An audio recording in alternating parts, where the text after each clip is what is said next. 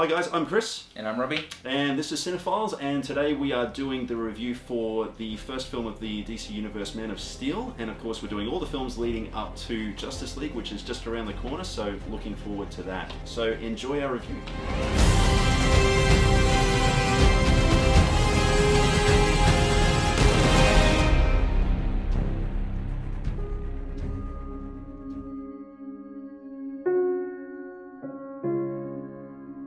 Goodbye, my son. Our hopes and dreams travel with you. He'll be an outcast. I'll kill him. How? He'll be a god to them. Man of Steel was directed by Zack Snyder and it stars Henry Cavill, Amy Adams, Lawrence Fishburne, Diane Lane, and I'm going blank, who is the actor who plays Zod? Michael Shannon. Michael Shannon, Yeah. how can I forget him? Great Michael Shannon. Yeah, a great actor. Yeah. So, the story. Yes, the story. It's about the Man of Steel, his origin story. So we get to see essentially Superman or Clark or Kal-El. He goes under so many different names, it's actually hard to keep track sometimes. But his parents and Krypton, and him essentially getting sent off to Earth to live amongst the humans. And it's essentially his story. And it basically chronicles through his life up to where he is, and we essentially get the threat from General Zod. Yeah. Yes, General Zod and his team, who essentially want to rebuild Krypton on Earth. Yeah. And so Superman has to pretty much decide where his allegiance lies. Is it going to be with his biological parents who are no longer alive and the planet where he comes from? Yep. Or is it going to be with his adoptive planet, with his family who he looks at more as a family, because he doesn't know his biological ones. Know them, yeah. So he's obviously got more emotional attachment to Earth. Who is he, essentially? Identity crisis. So is he going to side with the alien in him or the more human side of him? Which I thought was really cool. It's a good way to explore that, because we got glimpses of that in other films, but I don't think we had that side of that character sort of explored. Yeah. So nice shirt, by the way. Thank you. I love that shirt, man. That's fantastic. All the viewers should really get a kick out of that, I think. Sorry, you were saying? I'm not trying to start any fights or anything. I don't have any DC shirts. I'm just going to go for my favorite superhero. Absolutely, and I'll stay clear of all of that and just go with a completely different franchise. Yeah. So, this film, it was teased at the time, but it wasn't a confirmed thing. But it is the start of the DC Extended Universe, which then went into Batman vs Superman, Suicide Squad, Wonder Woman, and now we're leading up to Justice League. This had a lot of expectations on it. Didn't it? Yeah. A lot of it to do with the fact that it was Christopher Nolan producing. He just come off the Dark Knight trilogy. He was being marketed as the producer of the Dark Knight trilogy. So everyone's like, cool, it's going to be Man of Steel done, the Nolan style, the darker style and everything. Yep, absolutely. Definitely parallels between that and the style of Batman Begins in many ways. Yeah. I think it worked to a certain point. The script, I thought, could have been a bit tighter. Better. They tried to do the Batman Begins thing where they play his origins and the point from him being Superman kind of like side by side. And which is what they did in Batman Begins. Yeah. And where it worked in Batman, because he is a more complicated character, I think in Man of Steel it doesn't work because Superman is so straight down the line. You need a streamlined story to tell it. Absolutely, yeah. It jumps around so much. I mean, it does. I guess it really originates from Godfather Part 2 in many ways, where you got the split stories that's and actually it's a pretty trying to parallel cool comparison. Yeah, but it works there. But you're right for those reasons. And I just found, okay, cool. We're back in this time period now, and I'm flowing with the movie now. Yeah. Oh, hang on, another flashback. Yeah. So you have to really pay attention to know where you are. Literally. Yeah, that's right. Because it does lose you quite a few times. Yeah. It's almost like they were like, cool, that format worked with Batman Begins, let's just copy and paste it into Man of Steel and it's going to be fine. Yep. And it doesn't really work. It doesn't really work, no. And they obviously try to go down the Nolan route of making it a more grounded story. And Superman is so science fiction-y, it's kind of hard to ground that. Yeah, Batman is fairly easy to ground without going the comic book road. Yeah, absolutely. Without going the craziness and everything. He doesn't have superpowers. Exactly. He's not flying. He's a real man, you know, so essentially. To a certain point, while still having a few science fiction things in there, like Bane and a few things like that, you can still keep it very real and feel like it could be part of this world. Right. Whereas Man of Steel, especially when you see Krypton, you're like, there's no way that could ever be a part of, you know, the world that we know. That's right. Yeah. So for that reason, I don't think it quite works. As well as the fact that Nolan's style and Zack Snyder's style are so different, they just don't mesh together. Yeah, don't quite gel, do they? Nolan is the realistic drama storyteller. Right. Snyder. Not taking anything away from Zack Snyder, because he's a good director in his own right. He's good, but he's good with fantasy, more sci-fi elements. He's very very comic bookish. Very comic bookish. Yeah. Very heightened reality. Yeah. Absolutely. And for the most part, he does a good job. He does with that sort of stuff. Yeah. Absolutely. To an extent. Yeah. So when I said he's a good director to a certain degree, like he's proven himself to be a great director when he's given a good script. The problem with Zack Snyder, I think, is that visually he's pretty much flawless. He knows how to put together a beautiful looking film. Yeah. I feel like he almost loses it though when it comes to putting together a coherent story. Absolutely, and it felt like to me the way this script rolls around, it's a mess in some points, and you know I feel like that there was 3 stories because you've got essentially the Krypton story, right, and we see more of the world, which I think is really cool. In fact, you know, the first 15-20 minutes I thought were cool. I was engaged. I was loving it, and I thought, okay, we're getting a different Superman movie here. And that's all really cool. I wanted to spend a little bit more time there, you know, because Jor-El, like, you know, Russell Crowe is a great Jor-El. He was fantastic. A fantastic Jor-El, and I wanted to spend a little bit more time with him, see what makes him tick. And Michael Shannon's there, obviously playing Zod, and you know we've got the wife, and it's like these are all great characters. Oh, okay, we're whisked away to Earth now, and you know it then chronicles, you know, Clark's. Boyhood experiences, you know, saving people, all that sort of stuff. And it's like, well, that's a second movie almost right there. And then we've got the General Zod stuff, you know, with wanting to take over Earth and make it another Krypton. Yeah. So it's so much crammed in. And when you're saying it feels like different movies, it literally does. Like the 3-act structure, the 3 acts are meant to be different, but still feel like the same story flowing into each other. That's right. A constant. Here, the 3 acts almost feel like 3 separate films. Yeah, absolutely. The 3rd act is from a completely different movie to the 1st act. Right. The style, the tone of it and everything, it feels completely different to what we'd already seen. Yep, absolutely. Not to mention the complete disregard for mass destruction in a city. Well, that's another thing. We'll get to that in a second. And I mean, the casting all around I thought was very good. They actually hold it together, I think. The cast hold it together. Like, actually, the kid who plays Clark, I thought was fantastic. He was very good. Wasn't he? Yeah. You know? You buy him as a young Henry Cavill. Absolutely. And Henry Cavill was great casting as Superman. Yeah. I think he's fine, yeah. Russell Crowe, which I already said was a good addition to the cast. Michael Shannon was... I thought he was intense as Zod, really intense. Yeah, he really brings a lot of charisma to that character, and I'd love to see him play more bad guys. Michael Shannon, I think he's, you know, we see him play a lot of interesting, quirky characters, but not so it was many nice seeing him play an all-out villain. Yeah, for sure. Amy Adams, she brought a really nice intensity to, like a confidence and like a real driving force to Lois Lane. Yeah, all the things that Lois Lane essentially is, you know, in the comics. I thought, you know, they definitely get that. And of course, I've forgotten the actor's name. I can't believe it. Kevin Costner. Yeah, I can't believe I forgot Kevin Costner. Yeah, and Diane Lane. Like those two, they were great. I almost wanted to spend more time with them as well. You know. Yeah. There's just so much going on. I think that's where it loses. Yeah. They definitely tried to cram way too much in. The first Batman Begins felt complicated, but it was a simple story that they just detailed out. Yeah, that's right. Whereas here, it was almost like, it felt complicated, but it was more confusing than complicated. You know, the script's really loose in a couple of different things. It's just like, yeah, well, sorry, your story doesn't quite work. Yeah. You know?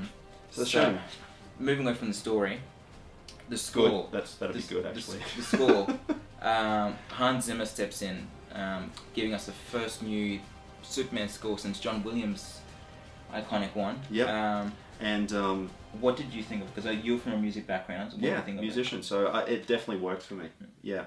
Particularly, I rewatched this film again recently. And the first thing that grabbed me was essentially that score. You know, a very haunting melody, actually. You know, it definitely taps into more of the... well, it's definitely a darker tone than the other film. It feels... It almost feels alien almost at times. Yeah, absolutely. Yeah. So it's got some weird sound effects in there. Mm-hmm. It's clear that he went the same path as he did with the Dark Knight trilogy, where he knew he trying to compete with John Williams' previous score, same as he was trying to compete with Danny Elfman's previous score for Batman. You can't go up against those pieces of music that are so iconic now for that character. No, you've got to go in a different direction. So he knew he had to go in a completely different direction, and he's done that again with Man of Steel. And I think it's a great modern day interpretation of Superman theme. Absolutely, it definitely brings the film up another notch because of that score. Yeah, and the finale of this movie. Okay, so Here we go. we might go into a couple of slight spoilers here. It's a bit hard not to talk about spoilers with this one. I mean, this movie's been out for about 4 years, so... Yeah, like you've probably seen it. You've probably seen it. If not, maybe just skip to the end of this video. It's the star rating. But, so the ending. Superman kills somebody. He kills somebody and an entire city, almost. Just about. Lots of people died. So that really bothered me the first time I saw it. It looked cool. And if they acknowledged the deaths afterwards...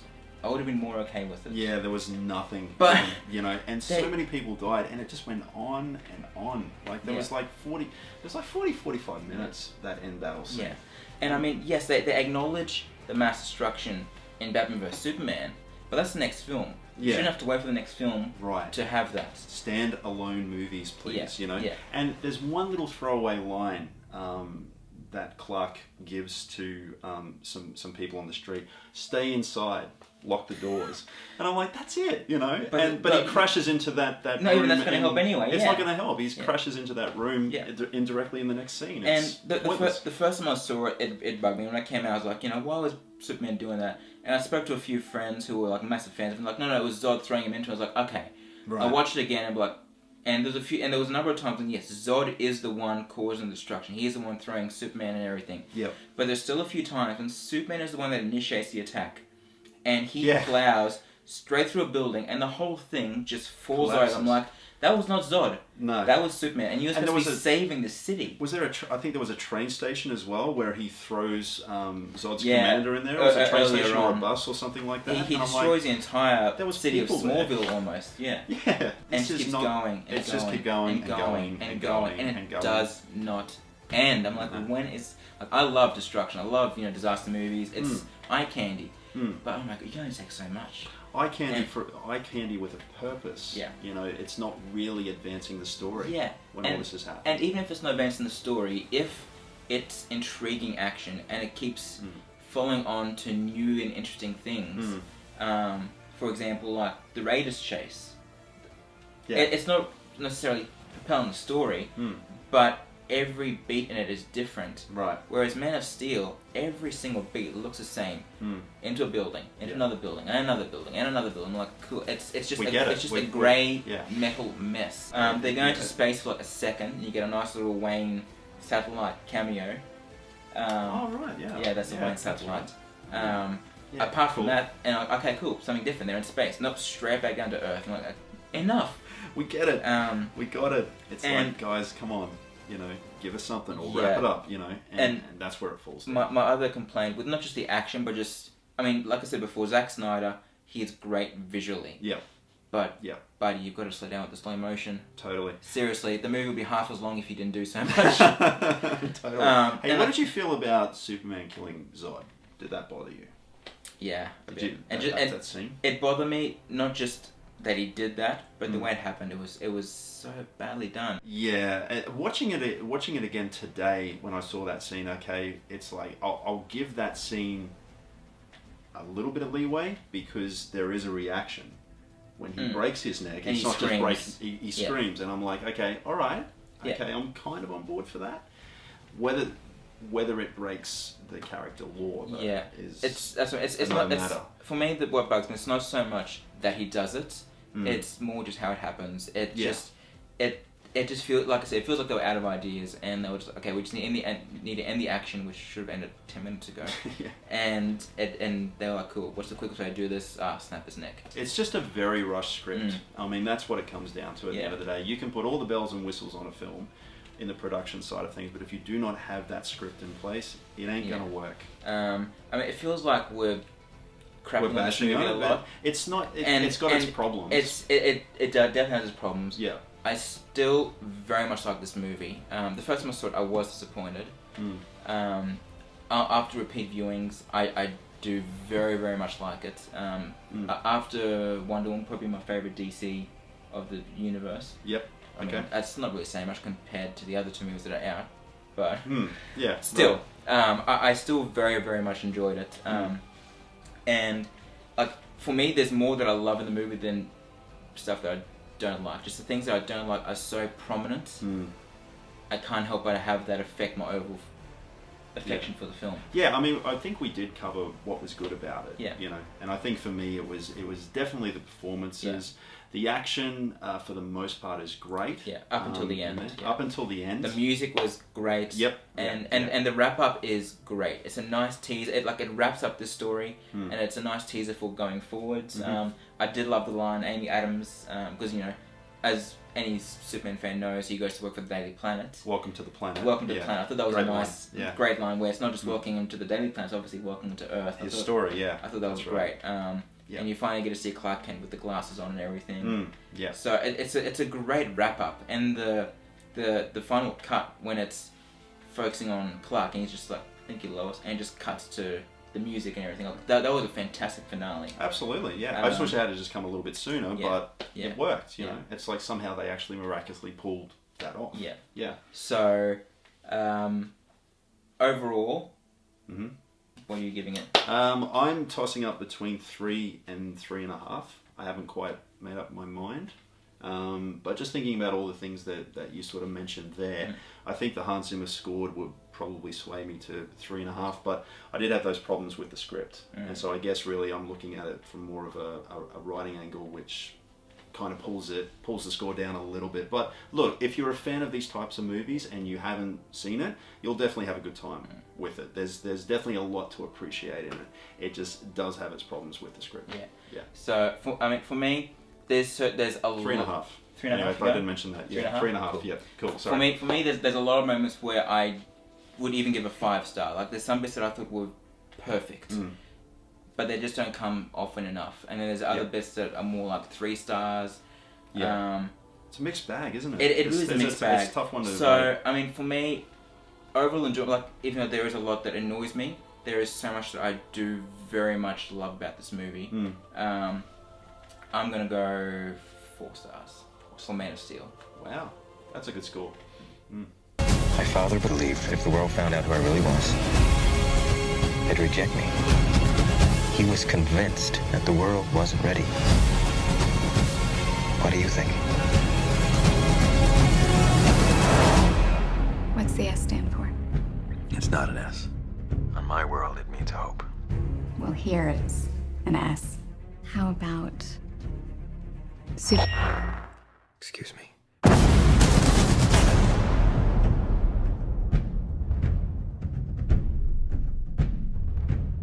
Thanks again for watching, guys. That's it for today. Those are our thoughts on Man of Steel. Like we said earlier, we are going to be going through the entire DC universe, so Batman vs Superman will be the next one we do. Yeah. We'll have that one up shortly, leading up to Justice League. So, I mean, are you guys looking forward to Justice League? Let us know in the comments below. We love to hear from you guys. And what do you think of Man of Steel? Make sure you subscribe if you like what you saw. Like I said, there's much more stuff coming out. I'm Robbie. I'm Chris. See you at the movies.